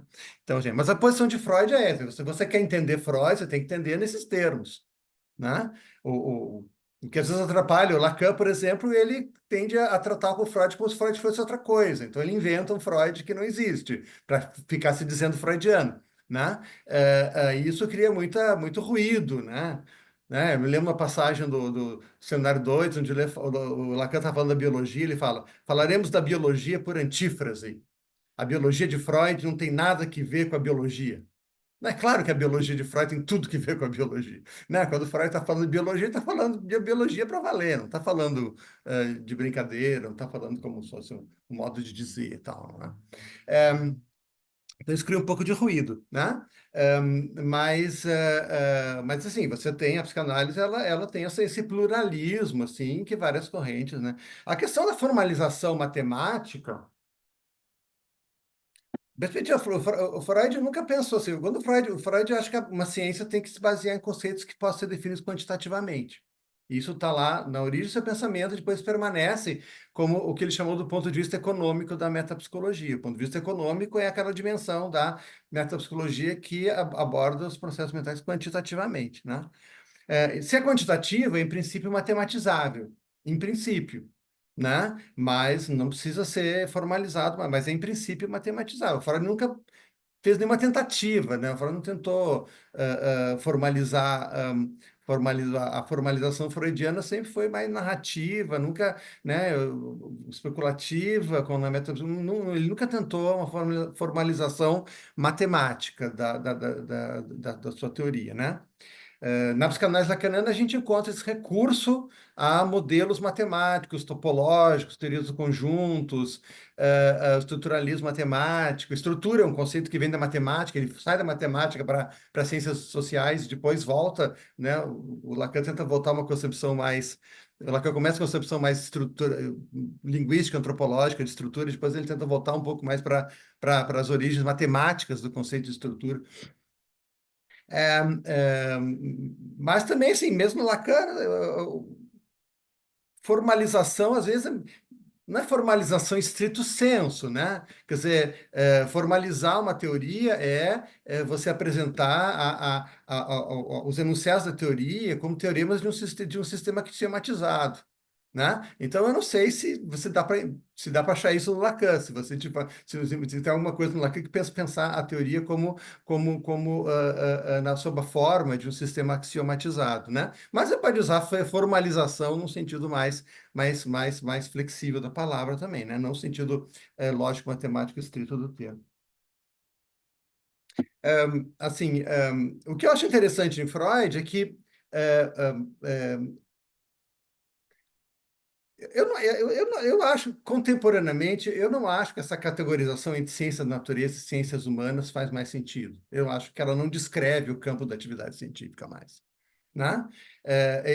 Ou seja, é uma distinção que se tornou anacrônica, né? Ela surge num momento muito específico ali dos meios filosóficos neocantianos do final do século XIX, né? O Freud sempre a ignorou olimpicamente, né? Para o Freud, a questão, essa alternativa entre uma Naturwissenschaft, uma Geisteswissenschaft, uma ciência da natureza, uma ciência do espírito, ou uma Kulturwissenschaft, uma ciência da cultura, para o Freud essa alternativa nunca existiu, né? Quer dizer, ciência é ciência natural, tout court, ponto, acabou, né? Mas essa se tornou influente, a gente se acostumou a representar o campo da atividade científica como dividido entre essas duas possibilidades. Eu acho que no contexto contemporâneo isso não faz mais sentido, ou seja, a ciência evoluiu numa direção onde essa distinção ela se tornou meio anacrônica, né? E a gente tem justamente modelo, e hoje tem uma discussão muito corrente nas últimas 2 décadas de ultrapassar né? Sei lá, hoje em dia ninguém mais faz antropologia sem recorrer à genética de populações, por exemplo, né? Você não vai fazer, você não faz mais história sem levar em conta dados geológicos, epidemiológicos, climáticos. Ninguém vai. A história está sendo toda, a história da civilização está sendo toda reescrita, porque agora você tem métodos que te permitem levar em conta esses aspectos, basicamente esses 3 aspectos: geológicos, epidemiológicos e climáticos. Isso muda completamente, está mudando completamente a visão da história das civilizações, né? E não apenas fatores sociais, políticos, econômicos, culturais, né? Então, na verdade, essa distinção eu acho que o interessante de Freud nesse sentido é que Freud tinha um programa científico naturalista explicitamente formulado, e isso não impediu ele de falar da cultura, de falar da linguagem, de falar da religião, de falar de tudo que hoje, ou seja, a gente já tinha um pouco o Freud passa por cima, constrói um projeto científico que passa por cima dessa dicotomia, né? Uma coisa que está acontecendo hoje na contemporaneidade. Por isso, é uma das razões porque eu acho que a psicanálise interessante a psicanálise freudiana é interessante para o ponto de vista da discussão epistemológica contemporânea, né? A questão da intercorporeidade, assim, eu usei, eu acho que Freud tem uma concepção, ou seja, a relação, a questão da relação com o outro sempre foi uma relação corpórea, primordialmente corpórea para Freud. Nunca, ou seja, é um dos problemas. O Lacan, por exemplo, ele começa com uma concepção idealista da intersubjetividade que ele pega do neo-hegelianismo. E depois ele fica dando tratos a para tentar se livrar um pouco dessa concepção idealista da intersubjetividade da qual ele parte.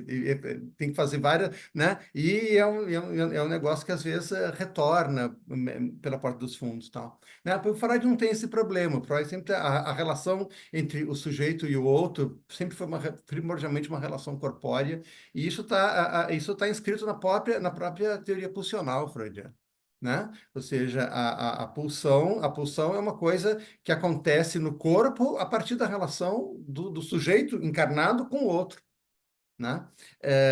A própria a teoria da sedução inicial foi uma tentativa meio desajeitada de Freud, tentar dar forma para essa relação intercorpórea original constitutiva, e Freud abandonou, né? Se a gente vai seguir a leitura do Laplanche, Freud manteve uma concepção ampliada de sedução, que justamente que se aparece até na obra mais tardia de Freud, onde justamente permite pensar que a erogenização do corpo está essa relação intercorpórea com o outro. Então, acho que dá para falar, mesmo faz forçando um pouco de pegar o conceito merleau-pontiano de intercorporeidade, mas quando o Merleau-Ponty introduz esse conceito nos seus últimos cursos, ele está justamente tentando escapar de uma visão muito idealista da fenomenologia que vem do husserlianismo, né? Ou seja, principalmente do segundo Husserl, do Husserl nada que transformou a fenomenologia numa filosofia transcendental. Né? Então, o Merleau-Ponty quer ser husserliano sem ser idealista. Esse é o problema do Merleau-Ponty. Então, a intenção de intercorporeidade faz parte desse esforço. Né? Eu acho que forçando um pouco a barra dá ajuda a compreender. Né? Ou seja, que Freud tem uma concepção intercorpórea da relação entre o sujeito e o outro, e não uma concepção idealista. Né? Foi por isso que eu falei nesses termos.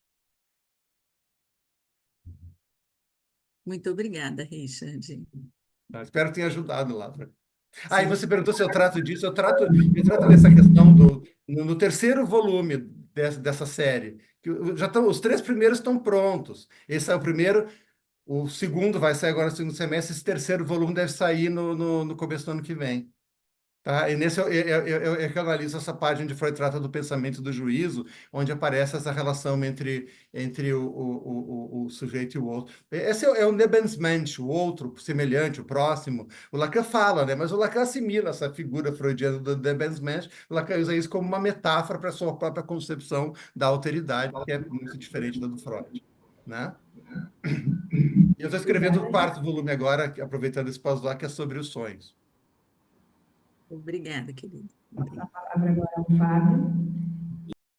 Desculpa, gente. Estão ouvindo agora? Vou falar de novo. Eu estou agradecendo aqui a Carla, né, pela pergunta dela, porque o que eu precisava terminar de falar na minha leitura, eu não terminei por causa do tempo. Mas aí eu vou conseguir, no meu esforço de contemplar a questão dela, que ela me colocou, eu acho que eu vou conseguir, eu vou tentar ser sintético e tentar contemplar isso que eu gostaria de ter falado. Né? Antes, eu quero ter uma breve falazinha, um recorte aí da fala do professor Richard, né? Muito apropriada, muito pertinente, muito lacaniana no meu entendimento. Né? Essa questão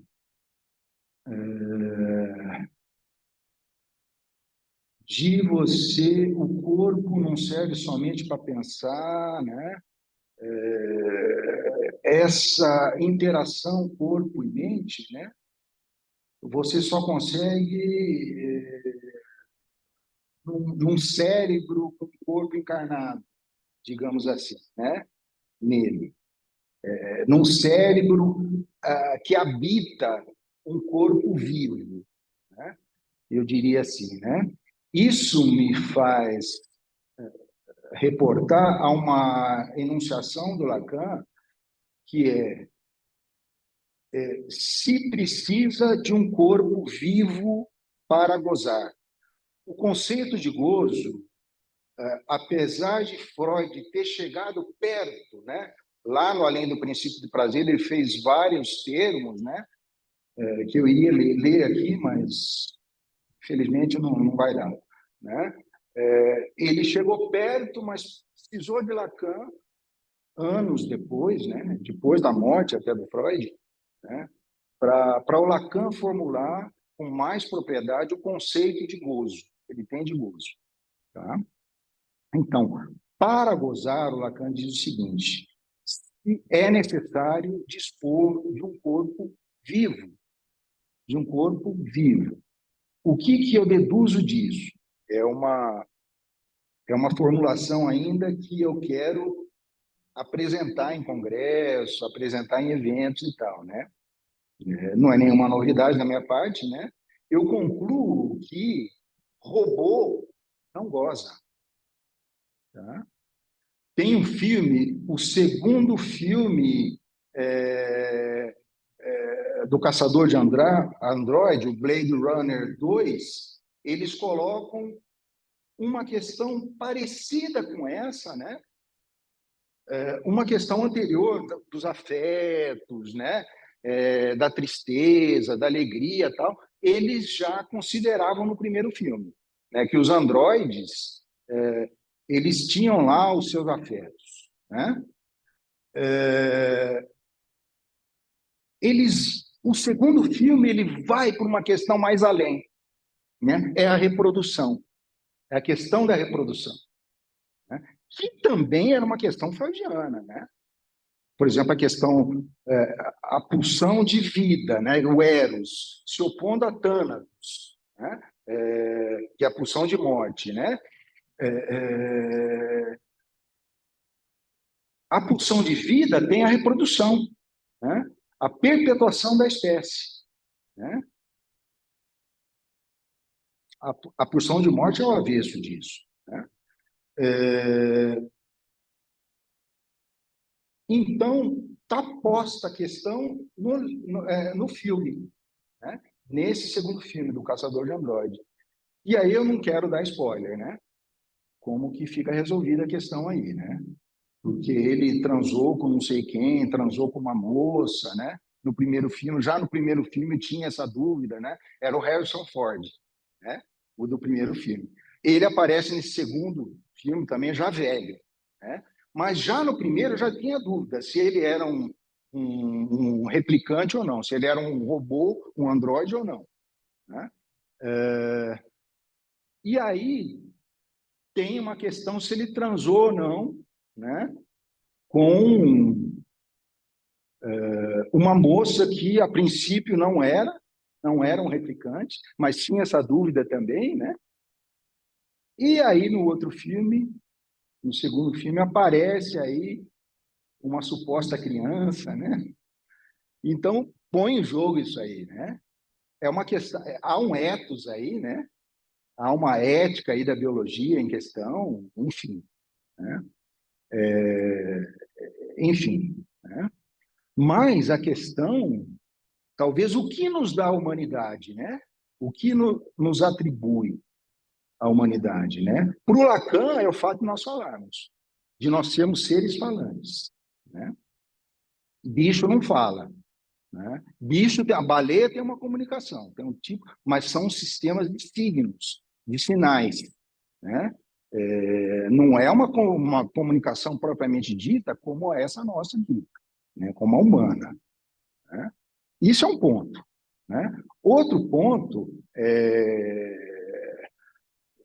enfim, o uso que se faz dessa linguagem, né? Todo esse uso. Eu não vou me estender muito mais, né? Mas também a capacidade, por exemplo, a ciência, né? A ciência já resolveu isso, a neurociência, né? O que nos dá a humanidade é a capacidade de haver um conjunto de informações geneticamente transmitido de geração para geração. Somente o ser humano tem isso. A ciência já comprovou isso. As neurociências já comprovaram isso, né? Mas o meu entendimento é o gozo que nos dá essa diferença, que nos dá a humanidade. Animal não goza, nem animal. Ah, mas o Lacan fala, né, na terceira, no texto, que o gatinho ronrorando, o ronrorar do gatinho seria um modo de gozo. Não é, é só uma comparação que ele fala, que ele faz, né? Porque o gatinho não está lá, o gatinho não fala, eu estou gozando, né? Eu estou, que prazer, que satisfação que a gente tem, né? O ronrorar. Mas a gente vê, eu tenho tenho duas gatinhas, né? Eu percebo como elas ficam felizes, na hora que elas estão ronrorando, na hora que elas estão perto da gente, né? Mas não estão nesse acesso da linguagem e, portanto, não podem falar desse gozo, né? Como a gente fala, para nós é difícil falar do gozo. A gente faz análise para isso até, né? Para tentar cernir esse gozo, né? A questão da Carla, então, respondendo à questão da Carla, né? Robô não goza, tá, gente? Então, resumido a mim, nem inteligência artificial, tá? O site GPT não consegue fazer nada ver nada sobre o gozo do ser falante, né? A Carla colocou a questão a fala e ao corpo subjaz o mesmo fundo, o inconsciente. Dá para a gente pensar o corpo aqui nos três registros, como a Carla veio falando, né? No imaginário, né? A partir do espelho, do estágio do espelho, né? O corpo constituído pelo espelho, né? É um corpo imaginário, é um corpo à luz da imagem, né? À luz da imagem do espelho, né? Eu ia falar sobre isso também, mas não deu. Um corpo no simbólico, no registro do simbólico, quer dizer, tem os três registros, real, simbólico e imaginário. No simbólico, a palavra é o significante, é um corpo de significantes. E, no real, é o corpo do inconsciente real, né? O que a gente está no inconsciente real, né? A gente tem dois inconscientes, então, no ensino do Lacan. O inconsciente transferencial, que é no tempo da transferência, que você conversa, interpreta, paraná, paraná. Você tem uma transferência, ou seja, é o que o Lacan chama de uma suposição do saber, que o paciente coloca, deposita no lugar do analista, né? O analista é aquele que sabe sobre o sofrimento dele. Mas é uma suposição. Na verdade, quem vai tentar saber sobre si é o próprio analisante, né? A pessoa que está lá no divã, se tratando. E o inconsciente real já é uma outra formulação, né? Quer dizer, o inconsciente transferencial é do primeiro ensino do Lacan e parecido com esse inconsciente freudiano, né? Esse inconsciente do Freud. O inconsciente real já é uma outra formulação, muito diferente, é do ultimíssimo Lacan, lá no final do ensino do Lacan, que ele propõe isso, né? E tem uma noção de corpo também muito relacionada a esse inconsciente real, onde é difícil de se interpretar, né? Onde ele recorre à imagem desse corpo, ou não é nem imagem, nem representação, é uma figura, são figuras topológicas que ele usa, né? Banda de Möbius, o toro, a garrafa de Klein, né? São sólidos topológicos que ele dá uma noção, digamos assim, do corpo real, né? No qual a pulsão tem que circular nas bordas. A pulsão e a libido, propriamente dita, né? Circula somente nas bordas, não no interior do corpo. Porque se no interior do corpo temos um problema aí, né? Quando a libido circula no interior, a gente vê muito nas psicoses, né? Pacientes esquizofrênicos e tal, começa a delirar, começa a ter alucinações, a ter delírio sobre o corpo, né? Por exemplo, síndrome de Cotard, há um delírio de negação dos órgãos, né? A pessoa sente que o coração foi arrancado, né? E sente vivamente, é um delírio, né? Tem até, na época, aí, por exemplo, do Walking Dead, tem um delírio de que a pessoa é um zumbi, que a pessoa é um morto-vivo, né? Olha só, né? A relação com esse corpo passa a ser muito... Na psicose, a relação com o corpo é muito problemática, né? E isso, esse inconsciente real, nos auxilia essa noção, né? Do Lacan. Então, é isso, tá? Só para falar assim, e esse inconsciente real tem alguns sinônimos, tá? Que é o próprio noção de par-lettre. O que é par-lettre? Né? É o verbo parler, né, em francês, falar, né? E être é ser. Então, a gente traduz na escola brasileira como fala-ser, é um neologismo. Né? Então, o ser é isso, ele é um fala-ser. Isso se confunde com o próprio inconsciente real. Uma outra coisa que se equivale também ao fala-ser, ao inconsciente real, é o tal do corpo falante. Tá? O corpo falante é quase que sinônimo dessas duas outras coisas aí. Tá? Corpo falante. Então, o corpo não está dissociado de toda essa estrutura do inconsciente. Em tudo na psicanálise. Tá? Tudo aí que eu falei. O corpo não está separado disso. Por isso que o robô não gosta.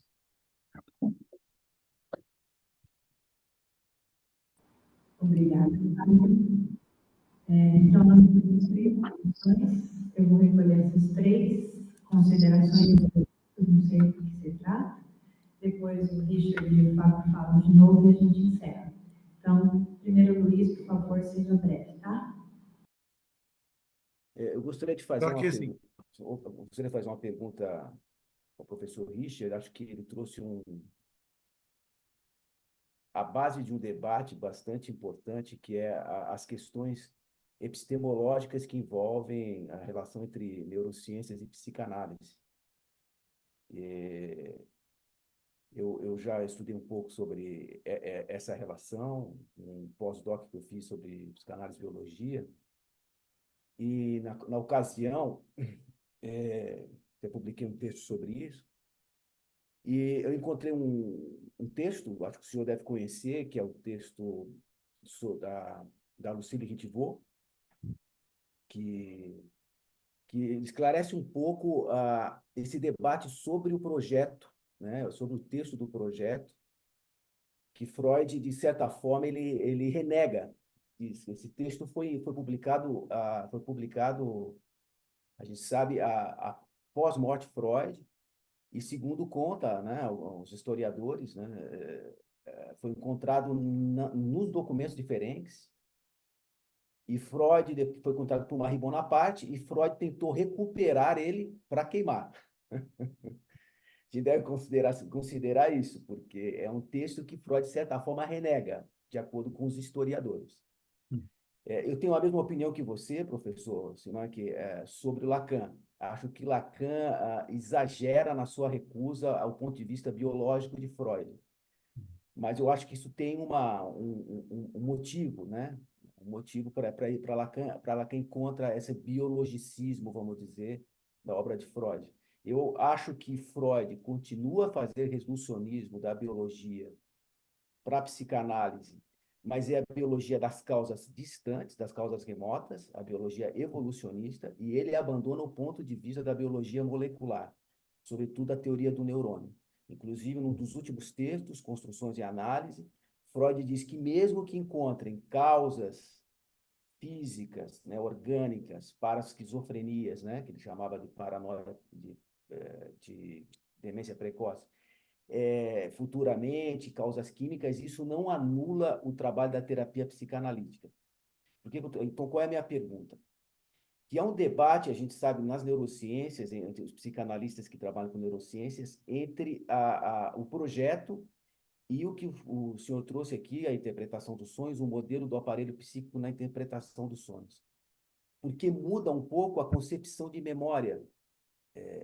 A memória freudiana, a partir desse modelo, é uma memória que ela até ele utiliza o modelo óptico, é uma memória que não está lá, de certa forma. Não está lá enquanto representação, que é necessário um trabalho de resgate. E o próprio trabalho de associação livre, o próprio trabalho de recuperação dessa memória, muda essa memória, reescreve ela. Não tem o problema todo da Então, a minha pergunta, para ser rápido, se você acha que o modelo que ele apresenta na interpretação dos sonhos, de certa forma, refuta um pouco, né, aquele modelo que ele apresenta no projeto. Até tem uma discussão sobre plasticidade cerebral, que eles tentam recuperar essa noção do Freud a partir da plasticidade cerebral, mas assim, o projeto, em outras palavras, na minha opinião, tem um certo limite, né, de apreensão desse tema. Ok. Na verdade, eu quero fazer só um pequeno recorte, mas assim, bem ínfimo, porque eu estou às voltas com a aula 6, que eu vou apresentar na terça-feira, do Série 1. Então, primeiro, quero fazer um agradecimento enorme a Richard e a Fábio, porque tem algo ali naquela aula que eu tenho que dizer. Tem um momento que Millet diz o seguinte: só podemos tomar o objeto matemático como cálculo. Sem considerar sentimentos, ele permanece surdo à fala. E ele vai dizer: a grandeza do matemático é que, em termos precisos, tudo não é possível, pois ele tem que se haver com esse objeto que resiste. E ele vai dizer, vai fazer uma citação: a coisa freudiana, como o Fábio já trouxe aí, fala, ela escuta, se comove e chega ao mais íntimo do próprio organismo, do próprio corpo. Então, o que eu queria mais era deixar um convite para que vocês me ajudem a desenvolver a aula 6 do Série 1 na próxima terça-feira, porque eu estou às voltas com isso. Obrigada, Richard, professor Richard, obrigada, Fábio. Séries. Olá, bom dia. É só para fazer uma relação de tudo que eu tive a oportunidade de ouvir hoje, agradecer ao professor Richard, ao Fábio, né? Do que eu escutei, eu percebo assim, que há aí uma relação naquilo que o professor Richard disse. O aparelho neuronal de Freud nunca foi um modelo lógico do cérebro desencarnado. E aí eu faço um link com o que o Fábio disse, né? A fala e o corpo fundam o inconsciente, né? Ele trouxe em toda a fala dele, né? E essas duas coisas, linkando com alguma coisa que eu li mais recentemente, do ultimíssimo Miller, que ele diz assim que o parletre, ele adora seu corpo, né? E o que o corpo é a sua única consistência. Aí o que ele fala de interessante é que essa consistência, ela é mental, né? É uma consistência mental, porque ela tem uma raiz lá no imaginário, né? Então, mas que o pensamento não faz nada mais que transmitir essa adoração, mas que o pensamento, ele não é sem palavras, ou seja, é o sujeito que fala, né? Então, essa relação do corpo, né, desses processos mentais associados com um corpo falante, né, um corpo que fala, né, não é sem palavras. Era só esse ponto que eu queria marcar. Obrigada, viu? Richard, vou te dar mais 3 minutos de fala, por favor. Eu sei que eu tenho aqui um papel bem chato, que é ficar marcando o tempo cronológico, mas nós já ultrapassamos mais de 20 minutos do que nós estamos como convidados aqui na UERJ, né? Então, Eu vou responder as primeiras perguntas bem rapidamente, assim, né? Sim, a biologia evolucionária é a referência biológica principal de Freud, desde o começo. Só que no começo Freud presta atenção, a fisiologia está muito presente ainda. Ela fica vai para o pano de fundo na obra mais tardia de Freud. A biologia evolucionária permanece em primeiro plano e vem mais para o primeiro plano do que estava. Fica mais. É só ler Além do Princípio do Prazer, a ideia da pulsão de morte está totalmente baseada no debate de Freud com a biologia evolucionária, com as teorias evolucionistas sobre a origem da morte, a duração da vida, como a gente vê o debate ali no capítulo 6 do Além do Princípio do Prazer. A relação... O Freud quis comprar de volta as cartas que a Marie Bonaparte tinha comprado do livreiro. Eu acho que ele estava muito mais preocupado com as cartas pessoais dele para o Fliess do que com o projeto, com o manuscrito do projeto, né? Então, a questão, uma coisa que eu tento argumentar nesse meu trabalho, o Freud nunca abandonou o projeto. Né? Nunca abandonou o projeto pela primeira vez, para começar, porque o projeto não era um texto escrito para ser publicado, não era o rascunho de um texto que para ser preparado para publicação. O projeto é parte da correspondência do Freud com o Fliess, é um documento privado. Né? O Freud conversava pessoalmente com o Fliess, quando eles estavam longe, ele mandava cartas para o Fliess e mandava manuscritos. O projeto é o maior, ele mandou uma dúzia de manuscritos para o Fliess acompanhando as cartas. O projeto simplesmente é o maior, o mais longo, o mais complexo, né? Mas era um documento, muita coisa difícil de entender no projeto, que o Freud não explica muita coisa que ele afirma, porque o Fliess sabia do que ele está escrevendo para o Fliess, não está escrevendo uma audiência, para um universo virtual de leitor, ele está escrevendo só, é um documento privado. Né? Tanto que o debate das ideias do projeto continua nas cartas, nas correspondências, depois que Freud manda o manuscrito do projeto para o Fliess ali em 8 de outubro de 1895. Né?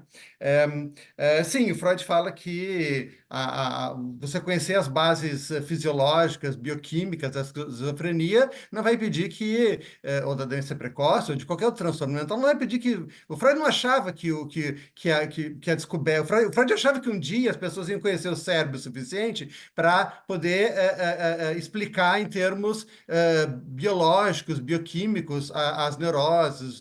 Ele não achava que isso fosse acabar com a psicanálise. Né?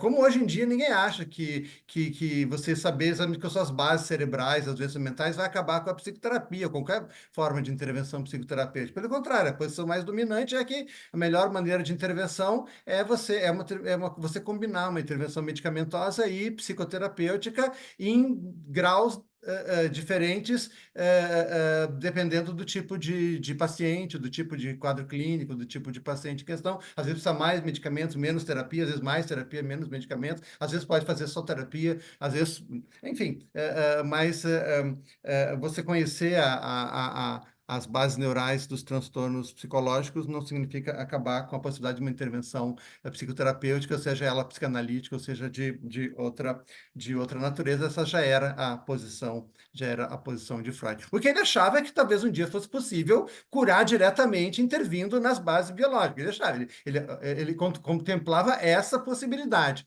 Ele falava, agora a gente não tem opção, a gente só tem o caminho difícil, doloroso, incerto do tratamento psicanalítico.